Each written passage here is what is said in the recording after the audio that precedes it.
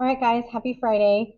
We're going to do something a little more fun today. We're going to talk a little bit about this would you rather activity where I kind of ask you some questions and give you a scenario. And you're not allowed to say no. You need to pick one side. And sometimes they'll be silly and sometimes they'll be things that kind of make you think and are really difficult to choose. So I did post an example on Schoology right here. It says example for today. I want to talk to you about what this is going to look like, and then you're going to practice one on your own for today.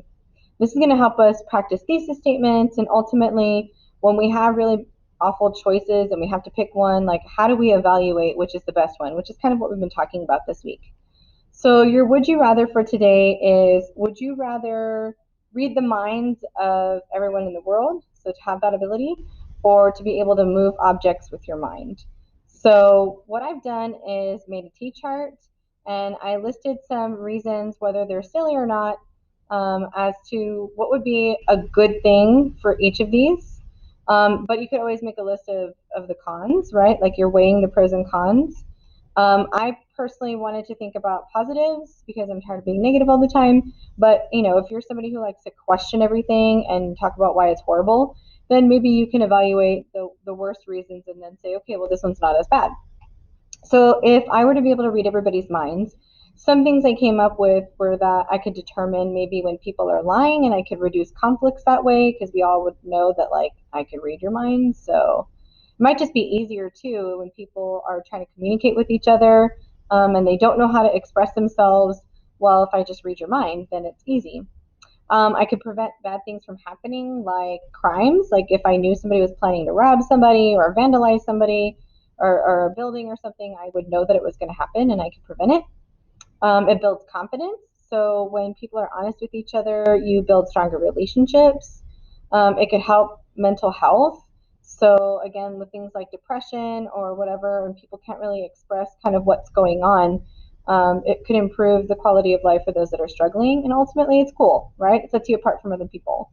So some examples that I could anchor to could be if you're a Twilight fan, Edward Cullen, he's the vampire that can read people's minds.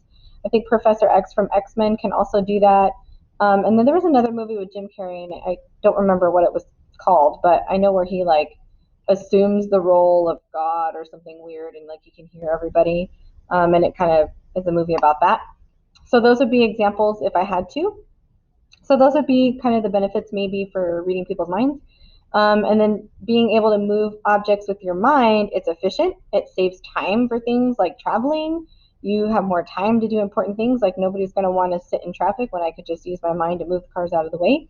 It's economical. You can save money. You don't have to hire a bunch of people to like lift things with cranes and whatever. So that would be pretty cool. It'd save a lot of money.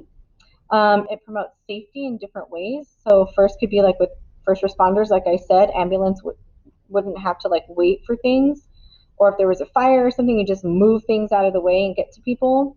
But because we're in a pandemic, if you could just move things with your mind, right, then maybe I could just like keep things clean and still be able to like safely social distance, right? I don't know. That's kind of where my mind went.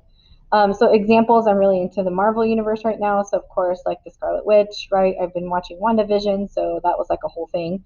Professor X, I think, also can do this. I know Magneto can do this. Darth Vader can do this. So there's definitely more examples that I could pull from to prove all of these points. So once you've weighed the pros and cons and thought about, okay, which one would be more cool, or like if I had to, even if I don't like the choices, which one would I want to pick? And so at the bottom, I would answer it.